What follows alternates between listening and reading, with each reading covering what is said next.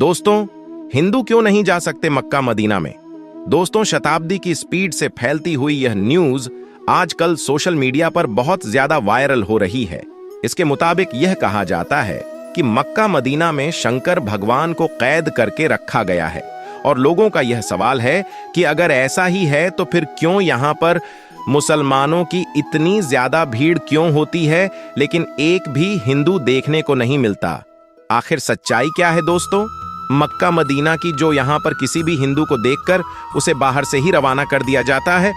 दोस्तों, आज हम आपको मक्का मदीना और शंकर भगवान के बीच के कनेक्शन के बारे में बताएंगे और यह भी बताएंगे कि क्या यह बात सच है या फिर इसके पीछे कोई राज छुपा हुआ है। तो पूरी कहानी जानने के लिए बने रहिए हमारे साथ वीडियो के अंत तक। तो नमस्कार मित्रों, स्वागत है आपका आज के इस नए वीडियो पर एक बार फिर। दोस्तों, काफी लंबे समय से इस न्यूज को सुनते आ रहे होंगे कि मुसलमान जिस काबा को अपनी सबसे पवित्र जगह मानते हैं उसके अंदर शिवलिंग मौजूद है, और तो और मुस्लिम जिस जगह पर शैतान को पत्थर मारते हैं वह जगह कोई और नहीं बल्कि खुद शिव जी हैं, जिसे सऊदी अरब के लोगों ने कैद करके रखा है। और इन्हें लगता है कि अगर कोई हिंदू वहां जाकर उन पर पानी डालेगा तो वह आजाद हो जाएंगे। यही वजह है कि मक्का मदीना में हिंदुओं का आना जाना मना है। अब इस दावे में कितनी सच्चाई है यह तो हम आपको बताएंगे, लेकिन इससे पहले आपका यह जानना जरूरी है कि आखिर मक्का मदीना मुसलमानों के लिए इतना ज्यादा खास क्यों है। दोस्तों, सऊदी अरब एक पूरा इस्लामिक देश है जहां पर इस्लाम धर्म को मान्यता दी जाती है। यहां पर पेट्रोलियम बहुत अधिक मात्रा में पाया जाता है, इसलिए यह दुनिया भर के विकसित देशों में से एक देश है। सऊदी अरब की राजधानी रियाद है और यहाँ की करेंसी रियाल है, लेकिन यहाँ की राजधानी से ज्यादा प्रसिद्ध यहाँ की दो शहर हैं, एक है मक्का और दूसरा है मदीना। ये दोनों ही शहर केवल सऊदी अरब में रहने वाले मुसलमानों के लिए ही नहीं बल्कि पूरी दुनिया में रहने वाले मुसलमानों के लिए सबसे ज्यादा अहम हैं। इसकी सबसे बड़ी वजह है कि यहाँ पर हर साल लाखों की संख्या में मुस्लिम हज के लिए आते हैं। मित्रों, यहाँ मुसलमानों के लिए तीर्थ स्थल की तरह है। जिस तरह हिंदुओं में यह मान्यता है कि 4 धाम की यात्रा कर लेने से उसके सारे पाप और सारे दुख मिट जाते हैं, ठीक उसी तरह इस्लाम धर्म में ऐसा माना जाता है कि मक्का मदीना के दर्शन करने के बाद इंसान खुदा के नेक बंदों में शामिल हो जाता है। इसलिए हर मुस्लिम के मन में एक ख्वाहिश होती है कि वह मरने से पहले एक बार हज की यात्रा जरूर कर ले। मित्रों, इस जगह की महत्वता कितनी है इसका अंदाजा आप इस बात से ही लगा सकते हैं कि मुस्लिम चाहे दुनिया के किसी भी कोने में नमाज क्यों न पढ़ता हो, लेकिन वह हमेशा काबा की ओर मुंह करके ही नमाज पढ़ता है। जैसे कि भारत में रहने वाले मुस्लिम पश्चिम की ओर मुंह करके नमाज पढ़ते हैं, क्योंकि हमारे देश से मक्का पश्चिम में स्थित है और मुस्लिम यह भी मानते हैं कि पश्चिम की ओर मुंह करके झूठ बोलना गुनाह है। दोस्तों, जब लोग हज की यात्रा करने के लिए जाते हैं तो काबा के चारों ओर चक्कर लगाते हैं, उसे तवाफ कहते हैं और यह हज का सबसे खास हिस्सा होता है। साथ ही वह मदीना की जियारत करने जाते हैं। मदीना वह जगह है जहां पर पैगंबर मोहम्मद की कब्र बनी हुई है। मित्रों, मक्का मदीना के बारे में तो आप लोगों ने काफी कुछ जान लिया है। अब तस्वीरों का सच जानना भी बहुत जरूरी है, जो आजकल सोशल मीडिया पर बहुत ज्यादा वायरल हो रही है। यहां तक कि कई सालों से लोग इस चीज पर विश्वास भी कर रहे हैं।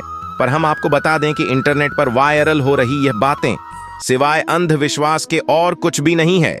अगर आप एक सच्चे हिंदू हैं तो ये बात जरूर मानते होंगे कि शिव जी की तीसरी आंख जब खुलती है तो पहले आ जाती है। तो भला आप इस बात पर किस तरह से यकीन कर सकते हैं कि कोई शिव जी को कैद करके रख सकता है? और वैसे भी आप किसी भी धर्म के क्यों ना हो, लेकिन एक ईश्वर के घर पर दूसरे ईश्वर को कैद करके रखने वाली बात सरासर गलत है। ऊपर से कहा जाता है कि मक्का मदीना में साधारण मनुष्यों ने शिव जी को कैद कर लिया है। मतलब ये तो वही बात हो गई कि लोगों ने कह दिया कि चांद को जमीन पर ले आएंगे और आपने मान लिया कि उसने ऐसा कहा है तो जरूर ले आएगा। अरे कुछ अपना दिमाग भी लगाइए जनाब, भला कोई स्वयं सबका विनाश करने वाले शंकर भगवान को कैसे कैद करके रख सकता है? अब कई लोग इस बात को तो नहीं मानते कि वहां शिव जी कैद करके रखे गए हैं, लेकिन यह जरूर मानते हैं कि मक्का मदीना में शिवलिंग है। तो मित्रों, हम आपको इस बात की पुष्टि कर दें कि वहां ऐसा कुछ भी नहीं है। असल में मुसलमान जब हज की यात्रा के लिए जाते हैं तो मक्का के पास स्थित एक इमारत में शैतान को पत्थर मारने की रस्म के साथ ही हज की यात्रा पूरी मानी जाती है। हालांकि शैतान को पत्थर मारने की रस्म पूरे 3 दिन की होती है, लेकिन ईद उल अजहा के दिन यानी कि बकरा ईद के मौके पर रस्म की शुरुआत होने के कारण सभी हज यात्री इसी मौके पर शैतान को पत्थर घर मारने की रस्म पूरी करने की हसरत रखते हैं।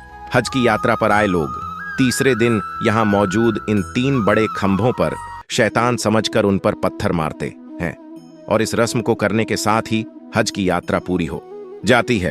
अब कई सारे हिंदुओं का कहना है कि यही खंभे शिवलिंग हैं, उनके नीचे शिवलिंग स्थापित किया गया है। तो मित्रों, ऐसा बिल्कुल नहीं है, बल्कि इसका सच कुछ और ही है। अल्लाह ने हजरत इब्राहिम से कुर्बानी में उनकी सबसे पसंदीदा चीज मांगी, तो हजरत इब्राहिम के लिए उनकी औलाद से ज्यादा पसंदीदा चीज और क्या हो सकती थी, क्योंकि उनकी औलाद काफी बुढ़ापे में पैदा हुई थी और हजरत इब्राहिम उससे प्यार भी बहुत ज्यादा करते थे।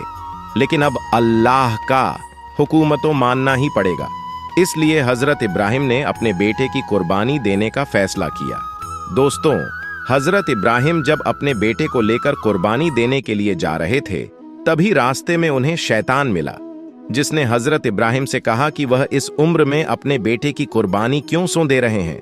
अब तो उनका बेटा होना भी बहुत ही मुश्किल है, ऊपर से यह बेटा इतने सालों के बाद बुढ़ापे में पैदा हुआ है, जो बुढ़ापे का सहारा बनेगा।